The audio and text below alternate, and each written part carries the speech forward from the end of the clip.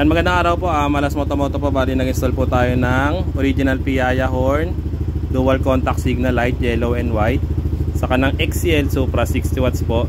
Dito po kay Sir Harvey sa NMAX version 2 po. Sige sir, yung low po puti, yan. Tapos yung high naman po kulay dilaw po, yan. Tapos papatay na mini driving light. Yung original Piayon with combo light sir. Sige sir, madiin sir. Yun, sapa sir, madiin sir.